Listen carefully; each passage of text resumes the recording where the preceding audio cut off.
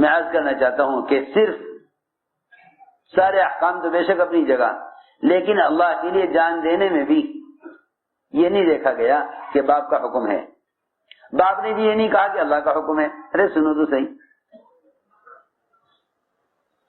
باپ نے بھی یہ نہیں کہا کہ اللہ کا حکم ہے، باپ نے یہ کہا کہ بیٹے تم اپنے معاملے میں خود غور کرو، اپنے معاملے میں، یہ عجیب بات ہے، اپنے معاملے میں خود غور کرو، تم میری وجہ سے ذبح ہو رہے ہو یا اللہ کی وجہ سے ذبح ہو رہے ہو، اس بارے میں غور کرو۔ فانظر ماذا تری، قرآن نے اس طرح کہا، فانظر ماذا تری، اپنے معاملے میں خود غور کرو۔ بیٹے نے کہا کہ مجھے کیا غور کرنا اور آپ کو کیا غور کرنا، مجھے کیا غور کرنا، آپ کو کیا غور کرنا۔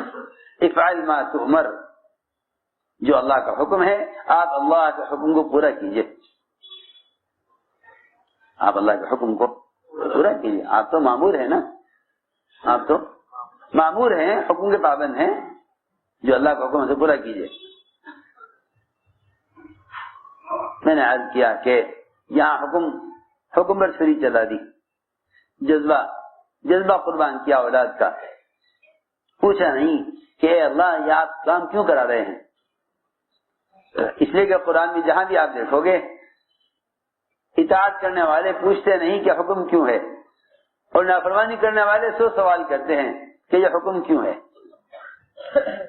آپ اندازہ کریں نا، ایک گائے ذبح، سینکڑوں گائے ذبح ہوتی ہیں، ایک گائے ذبح کرنے کا اللہ نے حکم دے دیا تو گائے ذبح کرنا کیا مشکل کام تھا، اس پہ سوال کھڑا کر دیا۔ اطاعت کرنے والے اولاد کے بارے میں نہیں پوچھ رہے کہ کیوں ذبح کرا رہے، اطاعت کرنے والے تو دیکھو تو صحیح، اطاعت کرنے والے تو اولاد کے بارے میں نہیں پوچھ رہے کہ معصوم بچے کو کیوں ذبح کرا رہے۔ اتنا بڑا ہو کر ذبح نہیں ہوا، اتنا بڑا ہونے پر ذبح کا حکم نہیں آیا، جتنا بڑا آدمی وہ حکم کا مکلف ہوتا ہے کہ نماز چھوڑنے کی وجہ سے یا کسی کو قتل کرنے کی وجہ سے یا شادی کرنے کے بعد نعوذ باللہ زنا کرنے کی وجہ سے کسی کو جو ہے قتل کیا جائے، معصوم بچہ، اور بچے فطرت اسلام پر ہوتے ہیں، معصوم بچے کو ذبح کرنے کا حکم دیا، جس کے بارے میں یہ سوال بھی نہیں ہو سکتا کہ اس سے کیا جرم ہوا ہے، ابھی تو یہ جرم کرنے گناہ کرنے کی حد کو نہیں پہنچا۔ دیکھو میں ضرور عبادت کر رہا، ایک بچے کو ذبح کرنے کا حکم، اس میں تو وجہ نہیں پوچھی کیوں ذبح کرا رہے، کیونکہ اطاعت کرنے والوں کو حکم ملا ہے۔ وہاں حکم ملا بنی اسرائیل کو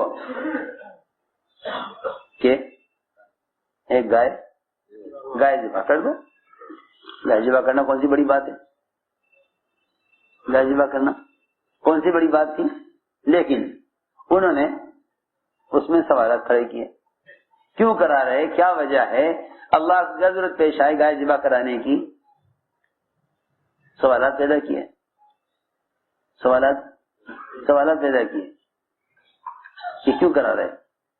اللہ نے بھی گائے کے متعلق ایسی صفات بیان کی کہ جس سے گائے کا ذبح کرنا اور مشکل ہو گیا، گائے ذبح کرنا اور مشکل ہو گیا۔ اللہ نے بھی ان کے سوالات پر سوال کھڑا کر دیا، ان کے سوالات پر مشکل پیدا کر دی کہ گائے ایسی ہونی چاہیے، ایسی ہونی چاہیے، ایسی ہونی چاہیے۔ میں عرض کر رہا تھا کہ اطاعت کرنے والے تو معصوم بچے کے بارے میں بھی سوال نہ کریں گے، اور انکار کرنے والے حکم سے وہ سوالات پیدا کریں گے۔ آج یہی بات ہے، جنہیں کام نہیں کرنا ہوتا وہ سوالات پہ سوالات ہی کرتے رہتے ہیں، اور جنہیں کام کرنا ہوتا ہے وہ کام کر گزرتے ہیں، وہ کام کر گزرتے ہیں جنہیں کام کرنا ہوتا ہے۔ جو سوالات پیدا کرتے ہیں وہ لوگ ہوتے ہیں جنہیں کام کرنا نہیں ہوتا۔